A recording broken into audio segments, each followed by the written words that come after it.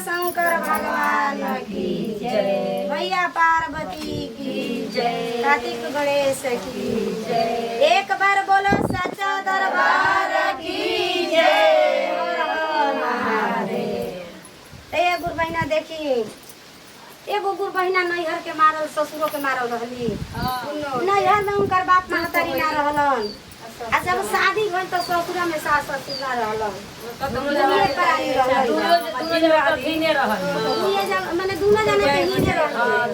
उनका माई आ बाबू कहे के सबक ना पूरा होत रहे, ना सास कहे के सबक पूरा भइल, ना ससुर कहे के सबक पूरा भइल, पूछौ के ना भइल। तो देखिए गुरु बहिना का बड़ा गुरु जी से रोई के कहतारी जाने रहिया गुरु जी गइले बिराऊ बाजी हो गइले।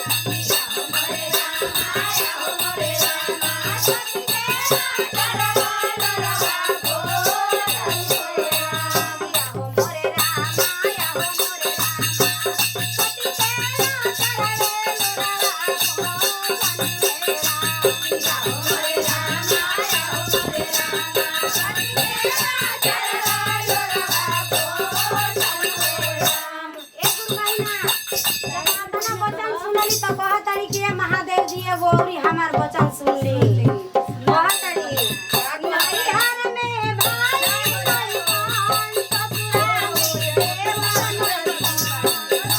नैहर में भाई नहीं बहन ससुरा में देवर नहीं नैहर में भाई नहीं बहन ससुरा में देवर नहीं नैहर में भाई नहीं बहन ससुरा में देवर नहीं